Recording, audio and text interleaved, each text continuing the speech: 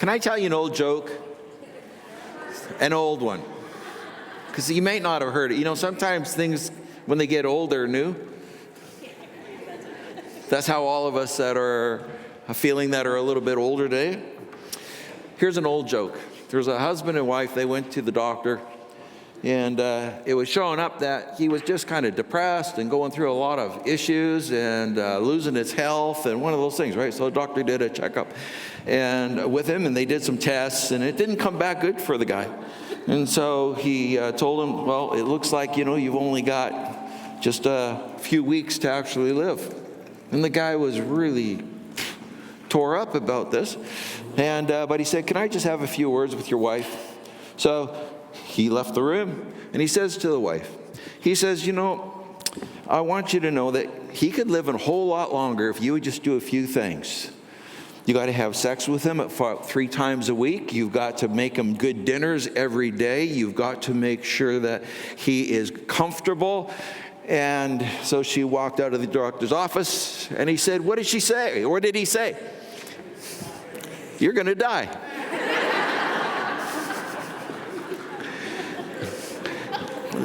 That is not intimacy, just so you know. And so we're going to start down a little trail today and talking about intimacy gap. You must take the broad sense of intimacy. We're not talking to sexual intimacy specifically or any specific form of intimacy. It's a part of our life to be intimate, to be connected. It's really a form of connection. And so we're going to be starting down that. Now, you should be really willing to learn tonight because you got a big message on meekness last Sunday. So you got to be in the position of, yeah, okay, let's go into some tough country, which we are going to. We're going to talk about something. You can't talk about the core of how we're wired or how we grow relationships without dealing with things that are usually not talked about, and that can be a problem because then we don't know really how we're doing or why we're not happy with some of our relational connections if they exist. So today we're going to talk about taking charge of things that matter, and this is Wednesday. We're going to talk about the essence of close, intimate relationships. The essence of close relationships, intimate close relationships, is a word that you might not expect. It's the word safe. Safe is a very important word to us. Safe can be interpreted in so many different ways. Sometimes we don't want to take on new challenges because we are not safe because we haven't used those things before, those tools before. We haven't done it that way before. There's many things in life that make us safe or make us feel unsafe. And so safe is a key word. Wherever we feel safe, we're going to show up. Who we are. Wherever we don't feel safe, we're not really going to show up. There might be a little piece of it. There might be a little bit of this over here, but you're not really showing up. Safe is sort of the release valve for intimacy that is close and for connection. The other options you have is just need-based connections, which need-based connections, if that's all that it basically comes down to, might be user-friendly for a while, but they don't necessarily build intimacy. So intimacy we're talking about is real close connections, and how do those work? Well, first off, understand that safety is a key thing. If people feel safe with you, if you feel safe with them, then you've got a really good beginning point. Now, our problem is that we don't live in a world that's very safe in every facet of existence, whether it's mentally, emotionally, spiritually, physically. Safety is not necessarily a given in any situation. So what is an intimacy gap? Well, I'm just going to draw, just to use my incredible art skills. It's not a C, it's an incomplete circle, okay? It's an incomplete circle. An intimacy gap is unfinished sharing of yourself or oneself. You're not really a full participator in the connection. You're holding back, and the gap is where you are holding on to or not letting go of, or whatever the case might be, things that actually are keeping you from closing an intimacy gap. Why do you want to close it? Because once you have that circle closed, you have a friendship that can continue to expand and grow. An intimacy gap is when you have this and all of the negative things, we'll talk about those in a bit, tend to focus on this gap. And that is, why do we have that? It's simply because we're protecting ourselves. It is a safety evaluation. We are saying, I don't feel totally safe to bring up that opinion. I don't feel totally safe to give that thought a public explanation. I don't feel safe to just talk about that particular subject. I don't feel safe. This is where this thing blocks closure, so that the relationship is not whole. It's missing out. Now, this is for all forms of relationships in our life, friendships, in every way that you can think. This shows up. Now, this is what we normally do, and I'm moving along because some of this I talked to those that would have been at the Men Stronger and the Women Stronger. We did a little bit, but we're going to be going much further today. The worst tactic for safety, to try and achieve being safe, is isolation. That's the one I was baiting you with on Sunday. Isolation. So what happens is, in that intimacy gap, what we do is we just don't want to work at closing it. We don't want to be that vulnerable. There's other words to be used here. We don't want to be exposed. We don't like that. We don't mind if our strengths are exposed, but we certainly don't like our weaknesses or inadequate to be exposed, or for us to be challenged in a way where we don't feel competent. So there's this gap that we have, and often what we do then, because we don't close this and achieve safety in the relationship, what we do is we move into isolation. So we have, it's not that you're not in the same room or that you're not doing the same event, but you're not fully in there. You're not fully engaged. You are not a whole person in that relationship, and you sit back in isolation. And then usually those friendships, or whatever nature of relationship it is, has a life expectancy. And then it's time to move on when there's too much negative that is built up because of our tactics. Our tactics have been to try and close this and maintain isolation. We don't want to be vulnerable. Safety is our big need. We want it. We need it to build good relationships. But to achieve it, we don't like the methodology involved, which means that you're at least with one other person, and so you have to actually fully involve yourself, who you are, and be vulnerable in your thoughts, your emotions, to be vulnerable in even a spiritual condition. That kind of thing is not the natural product of how we are or how we're even raised. Some of you might have been raised in what you might call frozen homes. I don't mean because you live in the north. I do mean because nothing was processed or finished. There might have been anger in the room, anger in the day, anger in the week, but it never got finished. How do you finish it? Well, you don't solve necessarily the issue, but you solve the relational component, so that closeness, so that safety remains. You say, how do you have safety when there's anger? Actually, it's one of the safest environments if anger is done the right way. It's one of the safest environments because now you know how the person really feels or how you really feel about something. Anger is not the thing that destroys relationships. It's anger coming from an entrenchment of isolation. So now we use it as a weapon for them not to know us. You can know this much, but I'm not going there. Okay, I told you I'm going to be talking about things that you wouldn't talk about over coffee at work.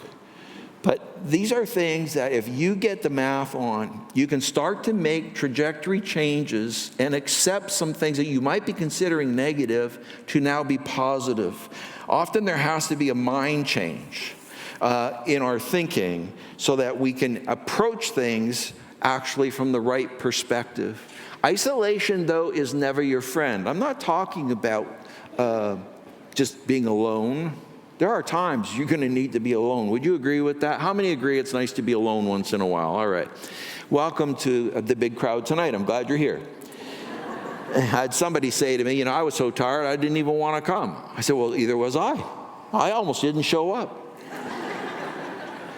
Alone is a good practice.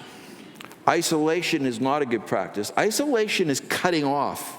Alone is a space that's balanced with all the other parts of your life.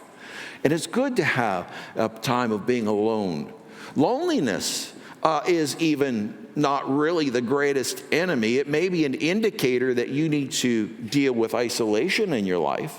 If you are experiencing an ongoing loneliness in your life, that you're not, even people, but it's not going anywhere, it doesn't plant itself in any depth or meaningful way in your life, then you more than likely are dealing with a problem of isolation, and you're trying to do relationships by protecting yourself, not by understanding safety is actually what you're looking for. And there are positive ways to achieve that. So the greatest tactic to building close relationships, then we're going to talk about the greatest threat to building close, intimate relationships.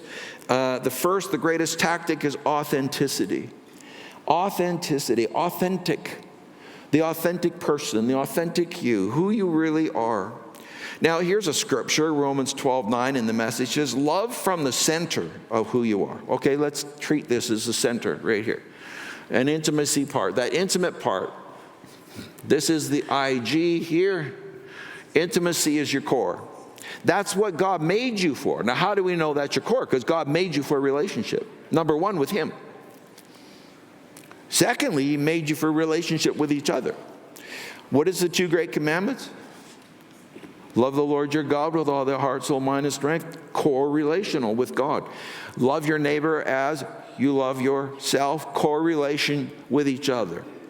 So He has actually created us with an intimate core, and it needs satisfaction. Otherwise, you never really have that sense of deep, abiding kind of joy and peace in relationships. There's always these unanswered kind of questions about your connection with that person. And that is because the gap is being maintained by your isolation. So the isolation has actually got a goal. It maintains the gap. Why does it want to do that? Because it wants to protect. That's how I protect. I move back. I get out of your space and I cut you off, and I only have very controlled access with you. That is isolation, when you are cutting off in that degree. Now, what happens in life, though, is that pain comes into life. It's just part of life. How many know pain is part of life? Okay. How many have a pain right now in life? Do not point at him. Okay. Pain is part of life. Linda was pointing at me up here. It's just part of life. So pain comes in. It's a normal process. Again, these are normal things. Pain is actually an opportunity for greater health, even physically. Pain is a warning. Pain is saying there's something out of balance, something out of order, something that's broken, something that needs some kind of attention. Well, it is the same emotionally, it's the same mentally, and it's the same spiritually. It's an indicator. It's the warning light on the dashboard, okay? It's saying oil, oil, oil, okay? Problem. There's a problem here. So pain is not our basic enemy in life. Most people live life to escape pain, rather than to actually engage with it and then walk through pain. So that changes hugely what we do and how we respond to that word. And so this is our motivation for avoiding closing this. trusting to that degree my safety in another person's relationship or with them in a relationship? Of course, the ultimate trust you have is in God. Because God has this love that doesn't end. It doesn't have a bottom, doesn't have a top, doesn't have an end in any direction. So God is the one that will never actually cause you that pain in that regards. But he uses pain in the Christian life and even in lives that people don't have faith in Christ. He'll use pain to get their attention, to look at their own humanity and then maybe look beyond their humanity and find him. Pain is a powerful thing in life. So a lot of times in life, well, every time in life, pain is going to come along. Your isolation then is, pain now gets added to this scenario, but you're isolated in dealing with it. Because isolation is the way that you work relationships, so you don't have the relational component to bring that pain comfortably into. Does this make sense to you? So what we do is, that pain we want to resist, and then we develop a lifestyle of avoiding all pain. Do you know what they call that? Retirement planning. Okay. Just talk to somebody that's retired and ask them how they're feeling physically, okay? There's pain anywhere, everywhere in life. There is no way that you can control or create a pain-free life. You can grow, though, a cold life.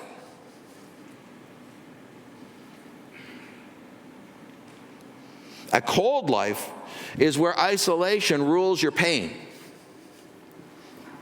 This is going to look really beautiful, by the way, when it's all done up here. We're going to take a picture and sell it. You can grow cold life.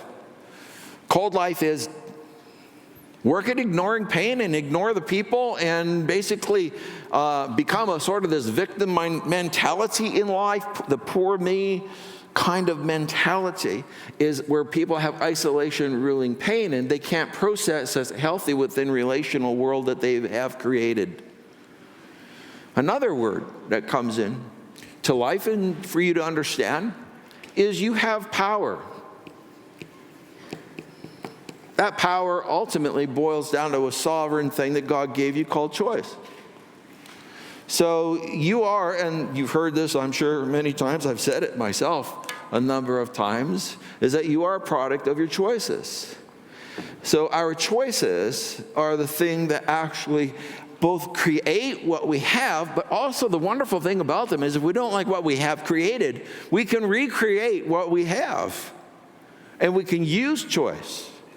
But to use power correctly, it's not going to happen in isolation. So somebody says, I'm going to go into my closet and I'm going to change all of these track record I've got and all this coldness in life I've got. I'm going to go change that and come out and there I am. I got my Superman outfit on.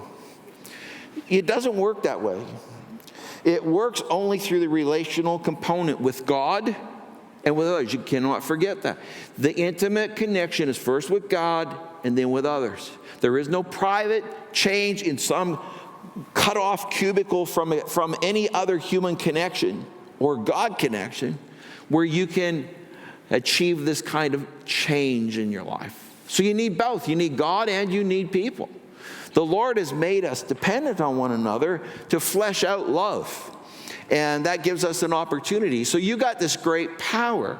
But what happens is when pain comes in, what a person will do often is the exact opposite of what they should do. They take pain and they increase their power to be isolated. So they go and build a cabin another 100 miles in the bush.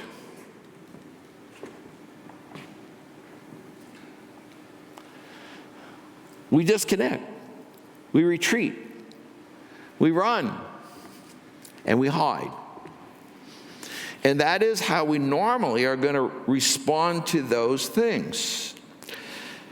Love from the center of who you are. Don't fake it. Have you ever faked anything? Don't answer that. Don't fake it. Faking is just putting on a mask, right? We all get it. We all get it. All right. And every one of us are pretty good at this. So there's where we just kind of put a fake on. And what's the question? You know, we ask everybody, each other, all the time. What's the question we ask when we see each other? You ask that question too. There you are. How are you doing? How are you? Now, we may have some real stuff that behind that, but what is the normal response 99.5% of the time?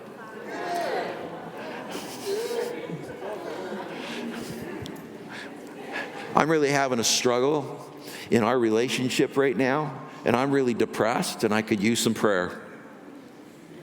Oh, no, I'm sorry. That's not the usual response. The usual response is mask, right? Now, I understand there's just times to move on, and there's people to share with, and there's people not to share with. I get that.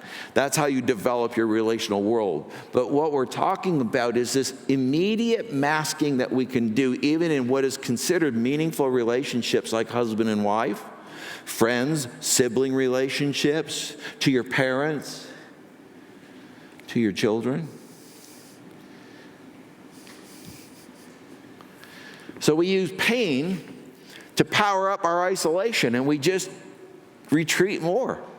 Pretty soon, in a marriage situation, you're now moving into really where great damage can be done. And you think the great damage is that they're throwing rocks at each other. Actually, no, it's that they're not throwing rocks at each other. They're not being honest. They're not telling the truth.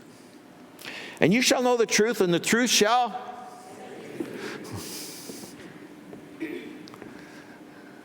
They're not telling the truth. They should express anger. I don't mean throw big rocks at each other and injure.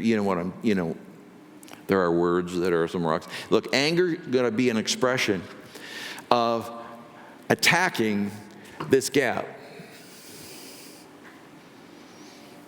If you get angry about something because you're not getting connection, that anger, it can be a wonderful tool at attacking this gap because it can bring honesty.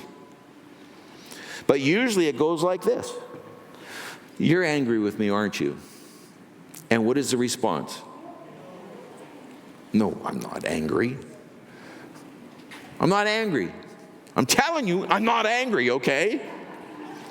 What makes you think I'm angry? I don't know. Because you've been 3 days in the basement? I don't know. Because you just spent $1,000 on shopping today? I don't know. Because I haven't heard from you in 3 months? I don't know. Why would I think that you're angry? I have no idea. Why would I think that? Why would I think that? Because you give me one-word answers, or one-word grunts, or one-word dismissals.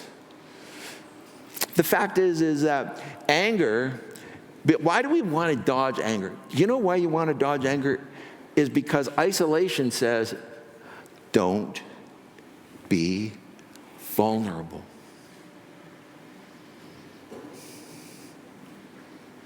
Let's stay in isolation. I'll protect you.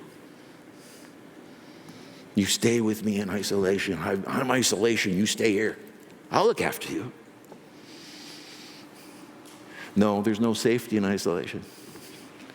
You can't achieve the essence of intimacy, which is safety. And so you end up in a situation where you cut off with pain in your life. You don't have a safe space other than what you have traded down for, which is isolation. And anything of pain in your life is only upping the power of isolation in your life. And isolation just keeps these 2 points from coming together.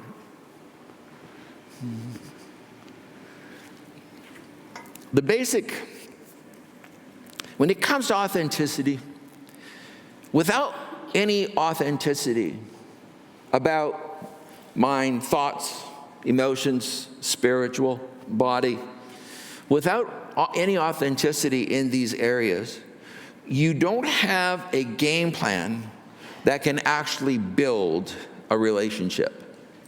You don't have the DNA. Authenticity is absolutely, without a doubt, a real big basic requirement. So the basic requirements for building authenticity in 3 basic forms of honesty. Let's talk about those. You've got 3 blanks to fill in there. So here are some basic requirements to build authenticity. First, honesty with yourself. You know who you lie to the most? Come on. Who do we lie to the most? We do. We do lie to ourselves a lot. Often we're lying, often it goes this way. The lies will go, I'm better than I really am, or I'm worse than I really am. Okay? One is considered negative talk, one is considered positive talk, both are lies. Okay? The idea is we lie to ourselves all the time. In lying to yourself, we would call that kind of being blind. And the scriptures talk about this kind of blindness. You can't see. Some people could see what Jesus was all about. Some people could see what the possibilities were. Some people were totally blind. They just couldn't see it. Blindness. It took the disciples a lot of interesting challenges and pain and all kinds of things that was hitting their isolation. And it took an awful long time for them to get to the point where the authenticity showed up. In fact, Peter was so late in the game, it happened at the night or the morning that Jesus was crucified. So all of a sudden he gets authentic. Do you know what brought him to authenticity? His failure. He couldn't stop from denying the Lord. He said he would. He made a declaration, I'll not do it. These guys might, well, I'll never do it. He did it 3 times. But that was the authentic him that he had been lying about all along, that I would never, ever. This is not me. This is not who I am. I'm not angry. I don't have that kind of insecurity. I don't have that kind of inadequacy in my life. And all of a sudden, the real guy shows up. Jesus knew him.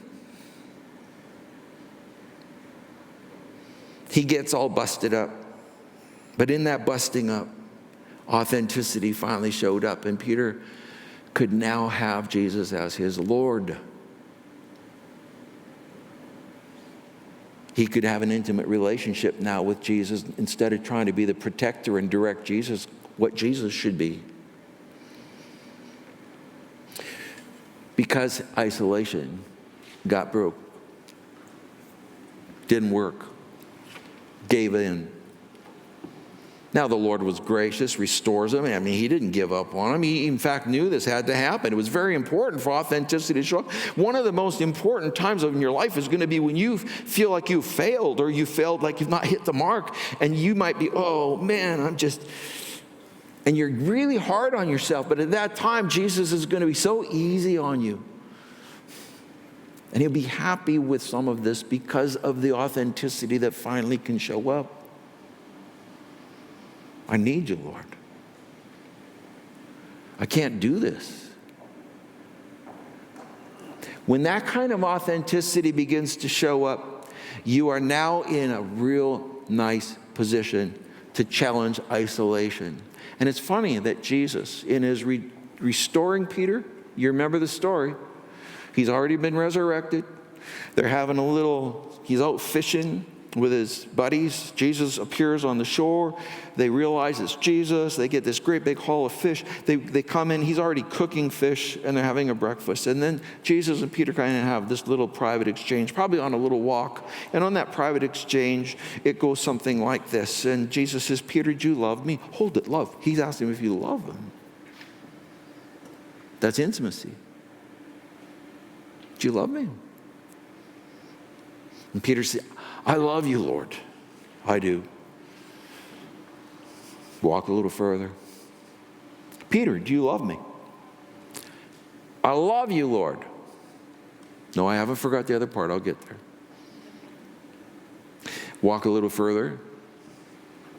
Do you love me, Lord? Lord, you know that I love you. Every time he asked him that, and Peter responded, that I love you, then Jesus responded, had a response, and now go feed my sheep. Get out of this. You become a feeder in life for others. You get out of isolation. You start caring about the things I care about. You start moving towards what I care about. You get out of isolation in that marriage. You get out of isolation in that parenting role. You get out of isolation in that brother role or sister role or parent role or whatever it is. Get out of that isolation and put yourself into it. You go feed my sheep. He's saying, he's taking over. It's my deal, Peter. You got to do my deal. But he asked him this intimate word. He knew Peter loved him. But Peter needed to know that now he really can love him.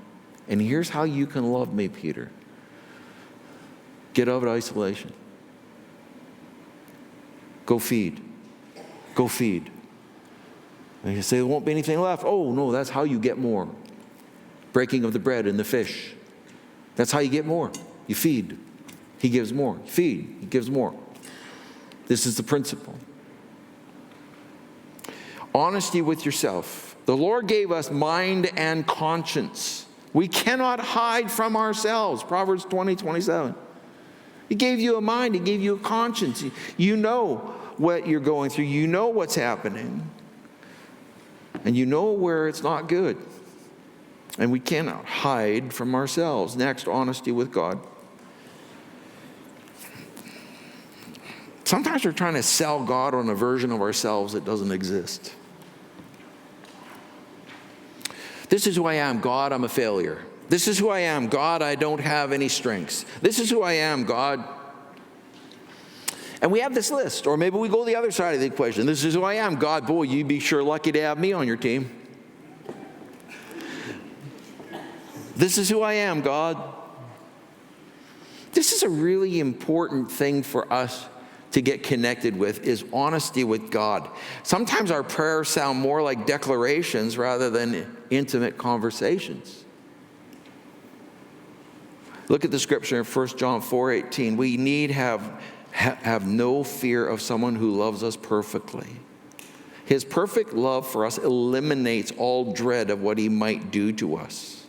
If we are afraid, it is for fear of what he might do to us, and shows that we are not fully convinced that he really loves us. It's going to the intimate core, and he's saying again, there's no fear in your intimate core of God because God loves you absolutely, completely, perfectly. And because of that, it eliminates all dread. You don't need to have any fear. If you are fearful, it's because you are not convinced of his love. Honesty with God is often found in our prayers, the way that we go about it. You need to have this complete package of prayer with God that comes out of everything in the mind, the spirit, the emotions. It's the idea that you are actually having an honest conversation with him. You're not holding back or presenting a mask to God. Don't deal with God in masks. It makes no sense. He knows you better than you know yourself. Honesty with God. Third, honesty with the other person. Whatever relational world this is for you, however you can apply this, it's honesty with the other person. And here it says, admit your faults to one another and pray for each other so that you may be, what's the word? Healed. You know what another word for heal is? Whole. Whole. The earnest prayer of a righteous man has great power and wonderful results. So admit your faults to one another. Why would he start with this and attach it to prayer? And he's saying, you do this. You admit your faults to one another. Okay, we should put that over the doors on all three of the major entrances into the building. And we should have there, come and admit your faults to each other. That would draw. Let's get that on social media, would we? Let's just kind of punch it right out here. Come and enjoy admitting your faults to each other here. That's really would be a very strange situation, would it not? I mean, it would feel completely uncomfortable. I don't know about you, but I would really want to know more of what they're talking about. But already I know it's probably not in my comfort zone. So this Sunday, what we're going to do is we're going to have everybody stand and admit their faults to each other. You just get preparation, all right? So choose 3 faults. You say, I don't have any faults. Oh, there's a fault. You got a fault. So, obviously I'm not going to do that with you on Sunday, although that'd be really interesting. Would be. But when it comes down to it, he's saying this is the relational components of faith, of love, where you admit. I hate that word. Anybody else hate the word admit? I mean, it's a nasty word. I don't like it. Admit. Do you remember, anybody here have an older brother? Okay. Good experience or bad? Don't say. I had an older brother. He'd wrestle you to the ground, and then he would hold you down, give you a few ear twists, give you a little nose squeeze, do that kind of thing, and until you said, you do have older brothers. Until you said uncle. Once you said uncle, they'd laugh. I still am not recovered from all of those things. I brought back the recovery program in 1994, I think, so it's like, and I still haven't got all that done. So the idea behind this is there has to be this kind of honesty of admission. Not because God is twisting your ear or laying his full weight on you or giving you a nose twist. It's not because of that. No. Admit your faults to one another, and you need to learn how to do that within the appropriate relational world that you have built. Do you understand if you can't do that in a marriage, how do you pray for each other? How do you pray for each other? How do you pray for your husband if there's no admission of faults? How do you pray for your wife? How do you pray for your kids if you're not admitting some faults? You know what? I had an angry night tonight, didn't I, son? Now, as you're nodding off, I'm admitting to you, and I've already admitted to God. You need to forgive me. Can we pray? They'll never forget it. They will never forget that moment.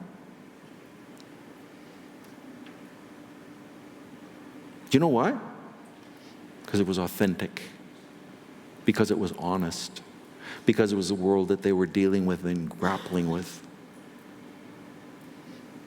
Honesty with the other person. Admit your faults to one another and pray for each other so that you may be whole, you may be healed. Why do you think there's so much brokenness in the world and not enough wholeness in families, in families, in families, in families, in families?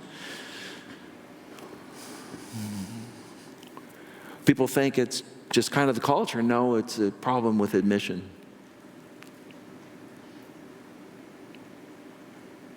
We don't mind admitting strengths. We don't mind having enough excuses around something that has clouded it enough that personal ownership has kind of gone out the window anyway. I told you I'm going to talk about tougher things tonight. Stay with me. Don't retreat.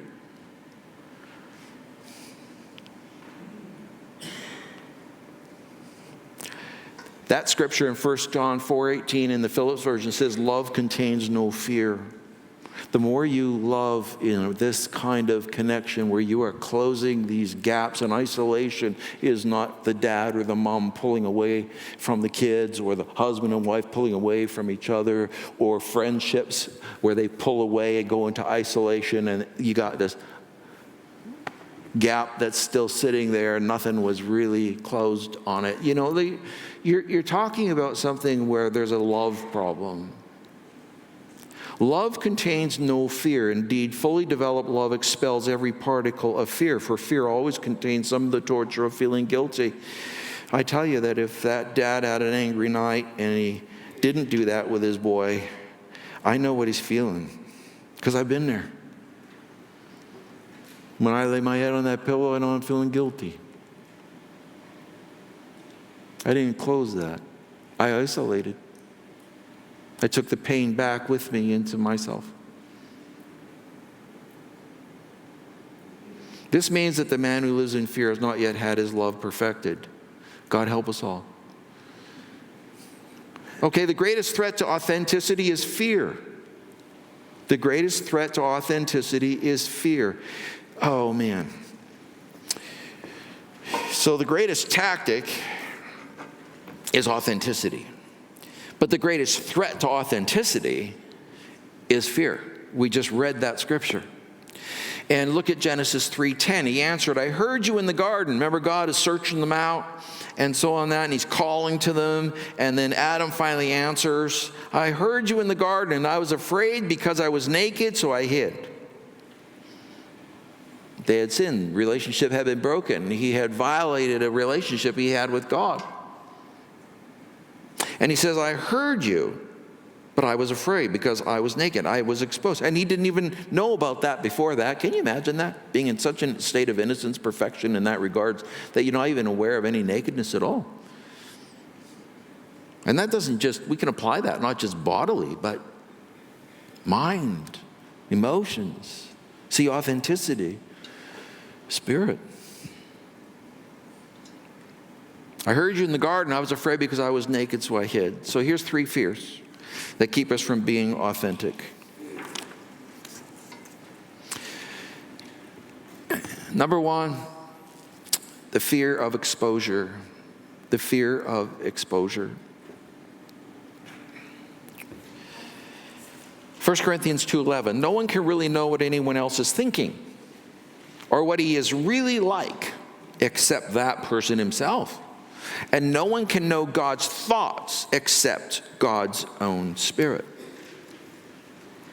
So here we have a revelation that basically says to us that you can't really know what is really transpiring in all of the thoughts of the other person, yet often people try to build intimacy through finding out every thought and want to know everything that you thought, or what are you thinking right now, and keep really pushing on the knowledge of thinking. What are they trying to do? They're trying to maintain some isolation, but they're trying to use the power of that to somehow build safety and feel like they can trust. Trust and isolation don't go together. They're 2 separate things. Proverbs 26:23 says, insincere talk that hides what you are really thinking is like a fine glaze on a cheap clay pot. More or less, it's a mask, right? That's what he's saying. It's a mask. Really good glaze on a cheap clay pot. Pot isn't worth a thing, but you put this expensive glaze on it. Oh, by the way, Jesus said the same thing.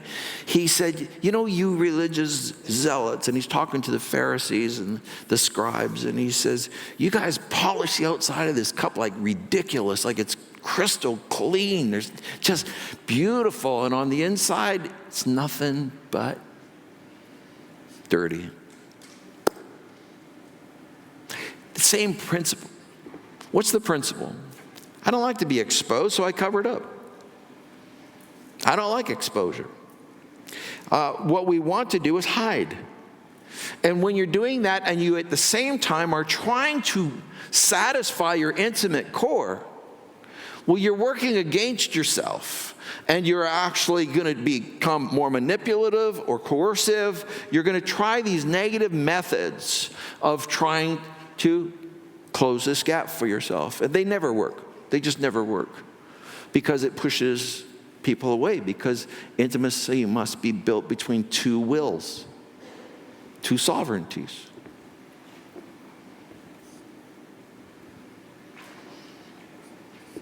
Fear of exposure. What's the response needed to this particular fear? You need to live in God's light. And you can only do that in your Christian faith by understanding the beautiful love of God. 1 John 1:7, but if we live in the light, as God is in the light, we can share what is the word? Fellowship, which is intimacy. We can share fellowship with each other. Now that's a really important sentence, because you as a believer in Jesus Christ have this amazing advantage on building intimate relationships. The amazing advantage is that you know personally and are in personal relationship with the Lord of light. And when you live in his light, when he said, I am the way, the truth, and the life, he is this perfect thing that you can have his relationship with. When if you live in the light with him and you live in the light with each other, then what happens, we can share this intimate fellowship with each other where there is this belonging that is from the Spirit all through your being. Fellowship involves the Spirit. Friendship doesn't necessarily, but fellowship does. Fellowship means that we're bound together with the Lord himself, the light. And so when we live in God's light, then we can live in light with each other. And in living in light with each other, we share fellowship.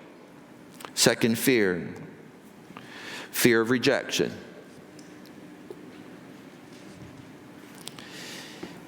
This is one of the kings of fear. This is where the psychology world would go to this a lot to deal with how you are processing your relational world.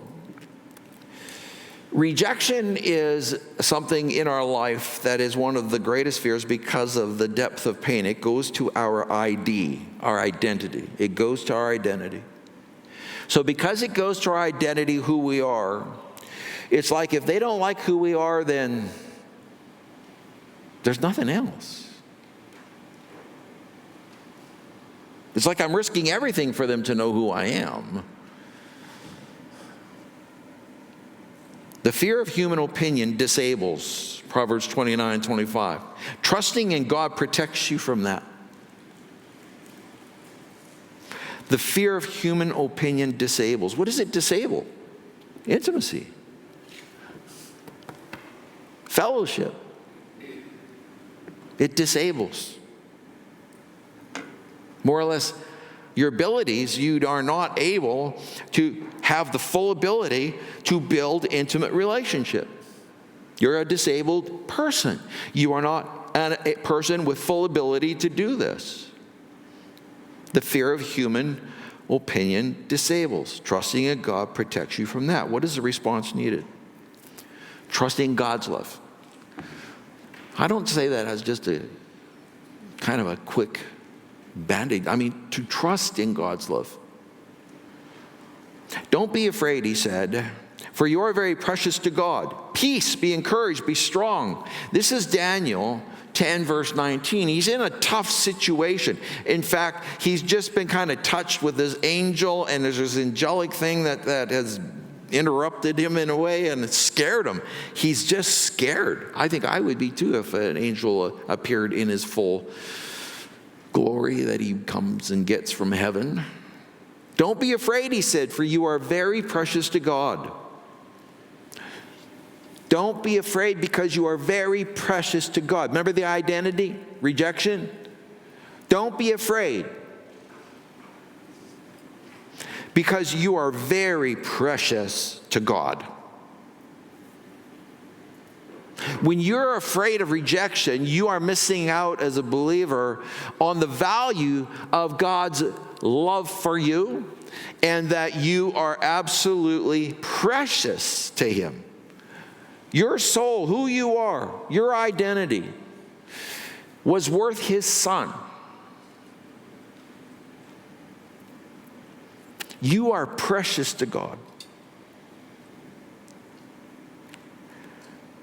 Response needed is just trust that. You say, but my life is filled with some pain. I'm not doing so well with it. In fact, I really am stuck, it feels. Then you deal with the isolation, because this is the problem. And you got to start feeding sheep, and you got to start getting back into the healthy aspect of engaging with pain and achieving true safety. You have to take the risk. We'll talk about risk this Sunday a little bit, but you have to take the risk. If you won't take the risk, well, things don't change. You have the same kingmaker, isolation.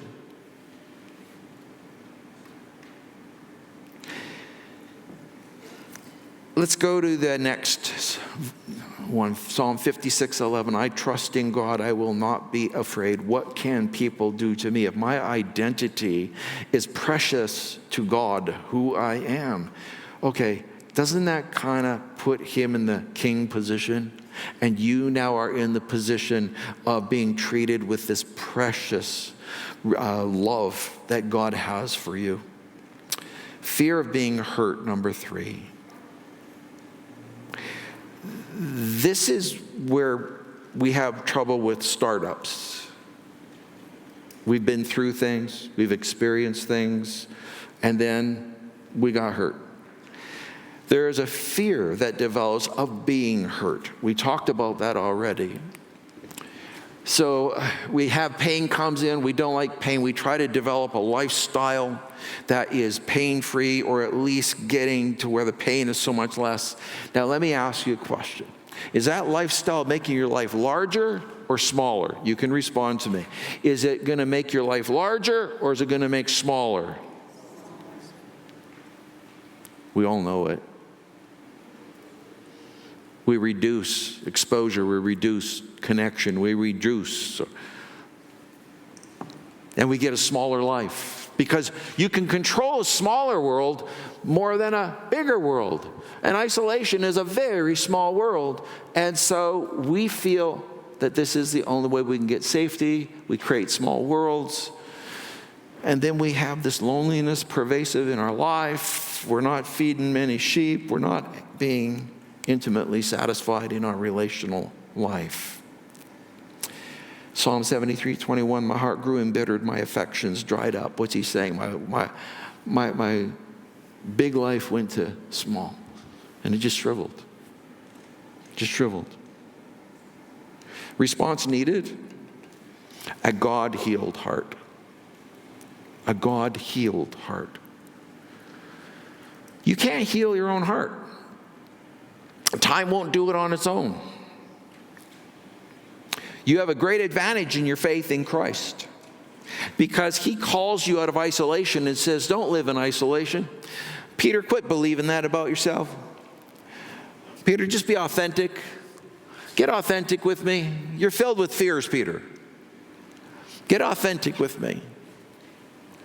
You are filled with things, Peter, that right now are not a correct assessment of who you are. Get authentic with me. Get rid of the masks, Peter. Let's just kind of get together, and you be who you are, I'll be who I am. And Peter, I love you. I've called you. I have a plan and purpose for you, and I'm going to see that done. And Peter, you're going to go through some really difficult moments. But when you go through them, you're going to find you. When you go through difficult things, you'll find you. You might not like what you find. In fact, you probably won't. I've never liked what I found when I'm the one that has to figure out, what that is. And pain has a way of taking you into those places. But in those places, you can become more authentic. And out of that authenticity, you can begin a change, where isolation is not your only answer. The problem is safety. Cannot share this space with isolation. It can't be achieved, and you've got to move safe down here. And you say, well, what's down here? Next week. You think I'm kidding. I'm not kidding. I would like you to take some time around your table, and this is understand what we've just talked about is you are not singled out. You are not alone in this. This is us. This is us. Let's just grab that. All right. This being us, then you're okay. I'm okay. You will survive this. And this can give you an opportunity to thrive. But around your table, I want to give you a fairly safe question, because I don't want you to have to dig too deep on this, because I think this is going to take a lot of just personal reflection. So I'm going to give you sort of a light way to hopefully end this today. I want you to discuss movies and TV shows in which you have seen characters, their stories written around isolation. It might be one of your own movies, and just pull it up and say, one of my favorite movies is John Wayne. Okay, that's me, okay. Is John Wayne and The Searchers or something like that, where it is all about his isolation and this man of granite strength that goes out and finds the niece, brings her back home, and then walks alone out into the sunset. Isolation is written into a lot of movie stories because it's attractive. It's attractive. A book, a movie. Try and stay away from the R and the X-rated. Keep it within something that's in the safe zone. I'm serious about something. Somebody, think about it at the table. What movie, what character, what kind of thing do you see? Isolation, man of strength, woman of unbelievable, in charge woman. She's in charge of the world. Okay, her world, everything. She can do it all. Man, she can do everything. Think about it. That's what they're writing to. Go ahead.